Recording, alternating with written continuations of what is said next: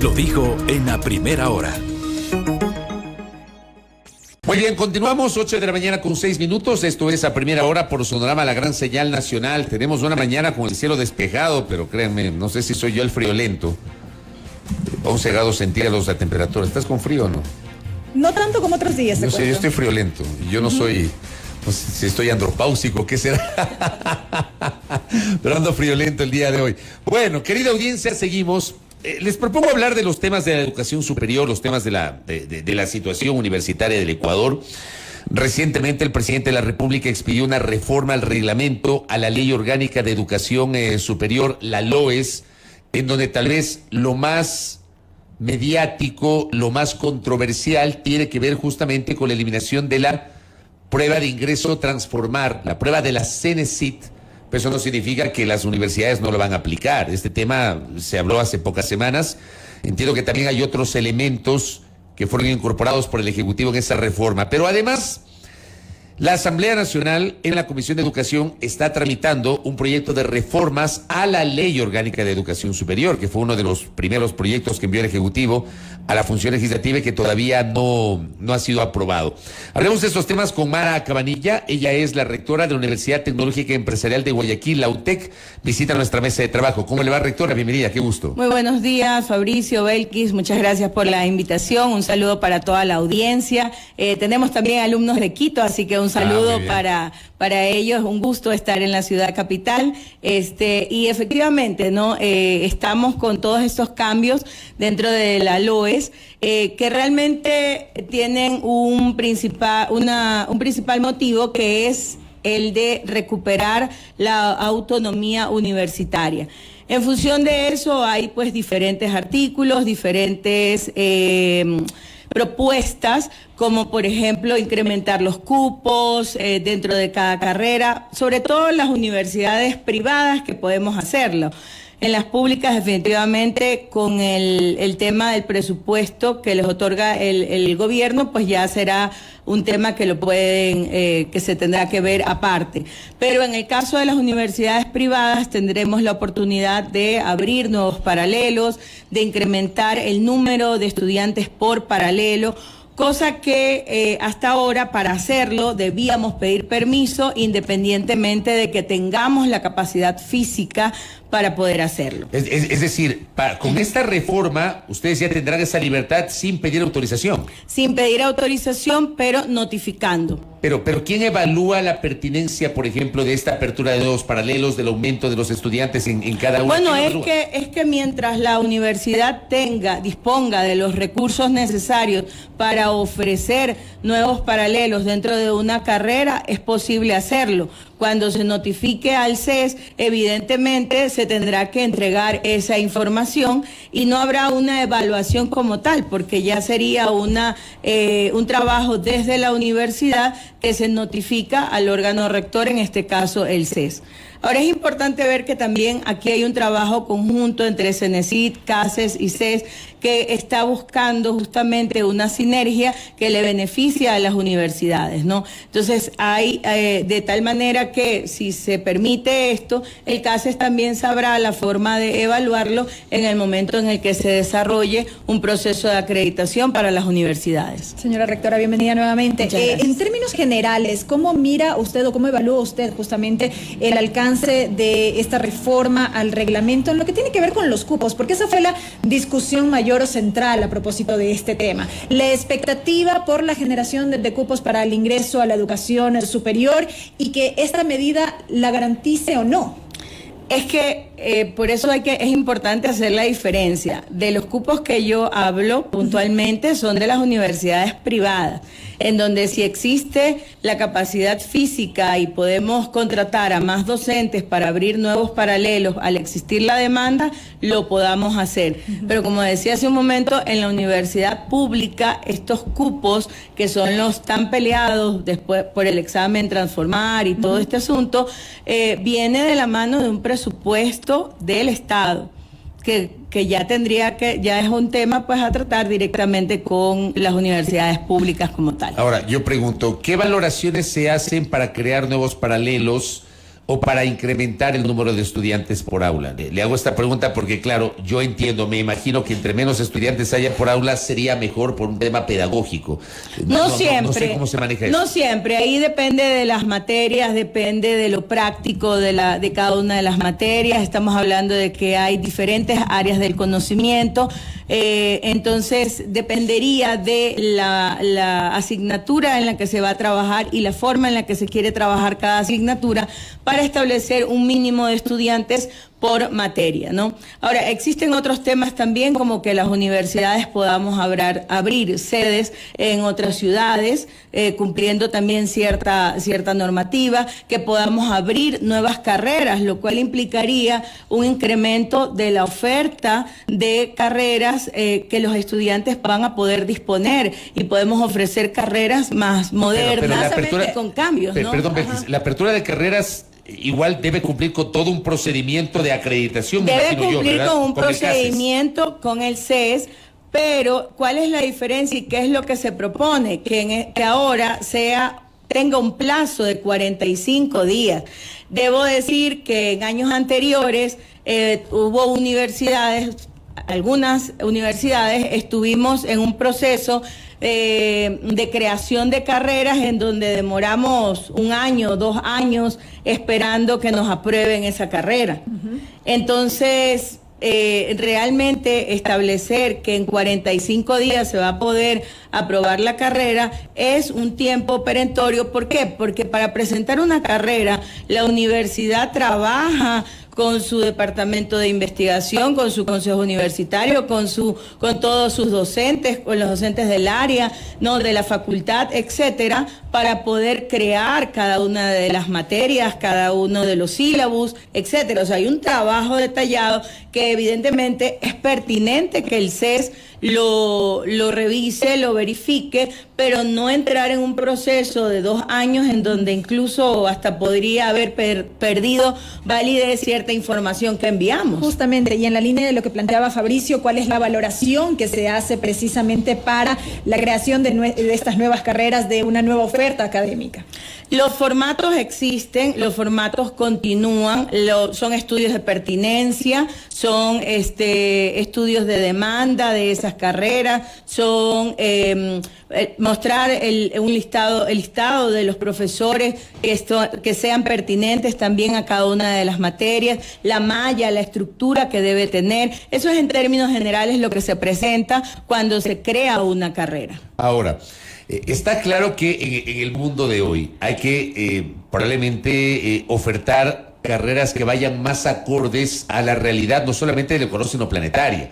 Está claro que luego de esta discusión sobre las últimas reformas al reglamento de la Ley Orgánica de Educación Superior y lo que se está tramitando en la Asamblea como reforma a la ley, se habla, por ejemplo, de la saturación de las carreras tradicionales: Derecho, Medicina, Administración, Comunicación Social. Son carreras que en las facultades, sobre todo de las universidades públicas, no sé cuál es la valoración en las privadas, pero al menos en las universidades públicas son unas carreras muy demandadas. Y no hay una demanda probablemente masiva de otro tipo de carreras que se pueden ajustar a los tiempos modernos, inclusive de aquellas carreras técnicas. ¿Cómo enfrentar estos retos del presente de cara al futuro en cuanto a la oferta académica, sobre todo porque usted nos dice que esta reforma permitirá obviamente reducir los plazos para la aprobación de carreras, pero esas nuevas carreras lo adecuado sería que se ajusten a los tiempos modernos, rectora? Es obligación de la universidad modernizarse en sus contenidos. Podemos hablar de la medicina, y la medicina siempre va a existir y siempre van a querer haber médicos, pero es importante que ya esos médicos tengan un perfil de egreso diferente. Y esos ajustes curriculares también van a ser permitidos en esta nueva ley.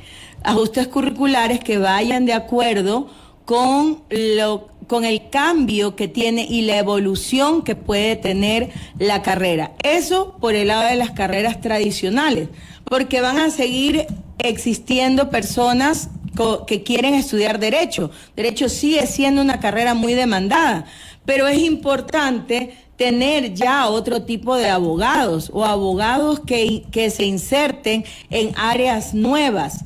¿no? Como la minería, como el género, como la niñez, etcétera, ¿no? Que ya no se queden solamente en el ámbito penal, civil, laboral, de tránsito, que eran, digamos, las tradicionales. Las especialidades o el contenido de la carrera debe ser modificado para que puedan de esta manera ser profesionales que estén acorde a lo que necesita la carrera en sí, pero en la actualidad. Eso por un lado. Por otro lado, hay carreras nuevas. Por ejemplo, nosotros tenemos la maestría de ciberseguridad, la maestría de Big Data, la maestría en género. Entonces, género y desarrollo son programas totalmente nuevos y que atienden a las necesidades de lo que está sucediendo ahora. Nadie habla de ciberseguridad, sin embargo, de repente nos encontramos con que hackearon la información de tal o cual empresa y no sabemos qué hacer o no sabemos cómo prevenir esto. Son hechos más recurrentes cada vez. Y cada vez se vuelven más recurrentes porque ya así como nos adaptamos a la tecnología durante la pandemia, así también ahora existe la forma de evadir o de cometer ciertos delitos a través de la tecnología. Y eso es justamente lo que hay que prevenir. Ahí es donde van saliendo estas carreras nuevas que son sumamente importantes, que las personas comprendan en dónde se usan, para qué se usan y se decidan a estudiarlas. Desde su visión, doctora, ¿qué le sigue haciendo falta a la legislación que rige la educación superior en el país? Mire, eso podría ser, creo, una charla indefinida. Definitivamente, que lleguemos a este paso de recuperar la autonomía universitaria, creo que sería un paso muy, muy importante, y de allí continuar. Una autonomía universitaria con calidad, una autonomía universitaria que mantenga todos los parámetros de calidad con los cuales hemos venido trabajando en los años anteriores. Porque si bien es cierto, hemos estado muy revisados, muy presionados por todos los reglamentos y sanciones y etcétera que ha habido, también es cierto que hemos ido evolucionando en cada uno de los procesos de investigación, de vinculación como universidad. Pero digo, tal vez esa evolución que usted ha señalado y esa rigurosidad con la que seguramente se están manejando, va de la mano con ese control. Usted dice, hemos estado muy revisados, pero seguramente eso necesitaba la Universidad Ecuatoriana, sobre todo luego de la experiencia de las universidades de garaje que tuvimos acá, que fueron eliminadas en 2014. A lo mejor lo necesitó, pero ahí estamos hablando del año 2012. 2012, sí. Ajá. Ahí estamos hablando del año 2012. Yo creo que 10 años después, la universidad ha evolucionado de una manera contundente. ¿Usted cree que se aprendió la lección desde el ámbito de la educación superior? Que esa experiencia de 2012, de esas universidades de garaje, hicieron aprender la lección? No, definitivamente sí, eso ya se había pues realmente vuelto un problema, algo que bueno, en su momento se dio, pero que 10 años después yo creo que ya es importante. La universidad, yo creo que no solo aprendió, sino que es totalmente responsable para poder volver a usar su autonomía. Y yo insisto, lo importante no es divorciarnos de los órganos de control. Eso en ningún momento. Creo que la CENESID, el CES, el CACES deben seguir cumpliendo su rol como lo que están proponiendo en este momento, que es un acompañamiento a la universidad que justamente no permita lo que usted dice, que nos desviemos y que por allí nos volvamos a convertir en todas esas situaciones o toda esa mala historia que recordamos de hace 10 años atrás. A su juicio, entonces, no hay razón para pensar que con esta reforma al reglamento se puede volver a estas denominadas universidades de garaje y que la educación superior como tal sea vista como un negocio, que es la preocupación que mantienen los ciudadanos y que nos la comparten ahora mismo en esta interacción que tenemos en redes sociales. No creo que corramos ese riesgo. Creo que por el contrario, porque lo que se está proponiendo es que se abran nuevas sedes. Por lo tanto, lo harían universidades que ya están creadas. No se está proponiendo que haya una libre creación de universidades. Se está proponiendo es que se abran nuevas sedes, y con esto universidades ya creadas, de pronto sí, podríamos estar en diferentes partes del país. Que en realidad le digo que con la modalidad online ya se puede estar. que es lo que le sucede a la UTEC. La UTEC tiene 26 carreras, casi todas en la modalidad online, y en este momento estamos con alumnos de todo el país e incluso de otros países cercanos. Pero el masificar esta modalidad online, a ver, yo siempre cito que la pandemia nos cambió a todos. Totalmente. Nos cambió a todos, absolutamente a todos. Inclusive nosotros, que antes jamás hacíamos entrevistas telemáticas, con la pandemia nos correspondió hacer entrevistas telemáticas. Yo me acuerdo que primero lo hacíamos por Skype, luego por Zoom, luego apareció el StreamYard, apareció el Google Meet. O sea, hay una serie de plataformas para hacer esas entrevistas telemáticas. Lo mismo pasa en el ámbito de la educación. Yo mismo estoy cursando una maestría y es una maestría en línea con una universidad. Pero digo, el hecho de masificar la educación online no podría hacer perder rigurosidad en el pensum académico y en la forma de controlar, por ejemplo, el proceso enseñanza-aprendizaje, doctora. No, si la universidad utiliza las herramientas tecnológicas que existen actualmente para realizar estos controles. Efectivamente, usted puede hacer un examen e incluso puede sentarse frente a la máquina y puede ser Belkis quien le haga el examen y usted saca 20 y no había estudiado nada. Claro, por eso le digo. Efectivamente. Sin embargo, existen herramientas que permiten autentificar su rostro, tenerlo, que usted esté solo un tiempo dentro de la pantalla y que de esta manera, y bloquearlo si usted no continúa, como un ejemplo que le puedo dar. Entonces ya existe... Para asegurar que no está pendiente del celular o de otra computadora. Así es. Entonces existe todas estas herramientas. Por eso la educación online no es solamente conectarnos en Zoom, no es solamente dictar la clase en vivo. Hay muchísimas herramientas y todo un equipo atrás de eso que permite que realmente exista seguimiento, control, acompañamiento a las personas que estudian bajo esta modalidad. Porque lo importante es que le permita estar desde cualquier lugar y que usted pueda tener un título de una universidad de cualquier ciudad que tenga el programa que usted necesita. Ese es el objetivo de la educación online. ¿Y esa experiencia que usted cita a nivel internacional se aplica? Por supuesto, por supuesto. Se aplica toda esa rigurosidad para la educación, se hacen todos los controles, se hace el acompañamiento, etcétera. Nosotros tenemos convenio con la MBTU, que es Miami Business Technological University, es una universidad online de los Estados Unidos. Ellos también utilizan estas herramientas, ¿no? Y de esta manera van controlando que el proceso sea realmente el adecuado. ¿Por qué? Porque lo que nosotros buscamos al final es que el alumno salga aprendiendo. No representa que un alumno simplemente pase sin saber. El objetivo es completar los resultados del aprendizaje y lograr que ese alumno al final sea un buen profesional. ¿Usted cree, de su experiencia, y obviamente usted en su calidad de rectora de una universidad, usted cree que el país necesita más universidades? No creo que sean más universidades. Yo creo pero sí hay provincias, no más universidades en todas las ciudades, claro, pero sí definitivamente no tienen hay provincias que lastimosamente o no tienen ninguna universidad o tienen solamente universidades públicas, obviamente con ciertos cupos, y que a lo mejor sí necesitan presencia o de extensiones o ya creadas las extensiones, pues se verá si se necesitarán nuevas universidades. Sabiendo que existe esta necesidad particularmente en provincias, en la Amazonía, por ejemplo, que es una demanda recurrente, ¿por qué no se logra concretar aquello?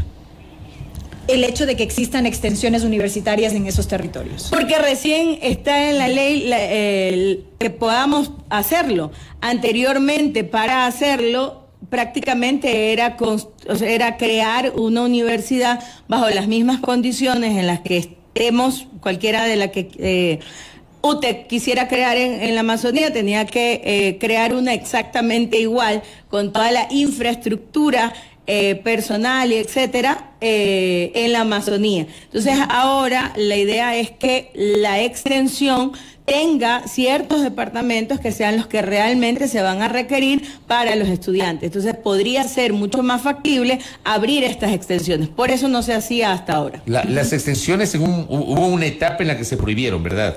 No se prohibieron, se eliminaron. Se eliminaron. Es decir, las que estaban creadas, muchas de ellas no pasaron el proceso de acreditación, también hablo 2012, 2013, y luego de eso, pues, las exigencias para tener una extensión fueron súper altas y se fueron creando, pero muy pocas, ¿no? Ahora, sobre el tema de la virtualidad, de la educación virtual que usted planteaba, por ejemplo, acá tengo un mensaje que dice, depende de la carrera, obviamente, tal vez las ciencias sociales uno puede estudiar de manera telemática, pero ¿qué pasa, por ejemplo, con medicina?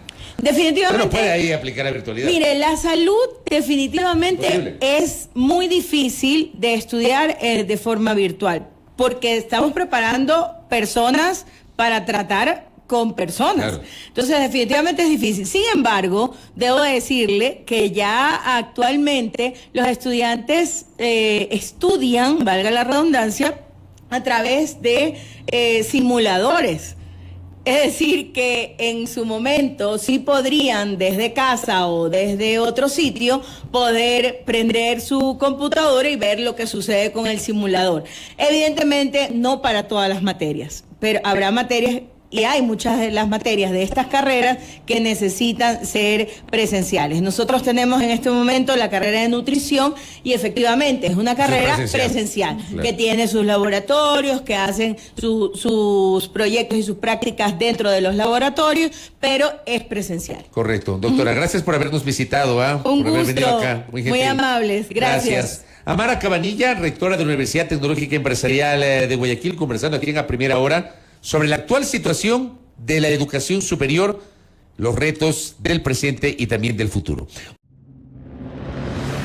Primera plana. Todas las noticias, todas las voces.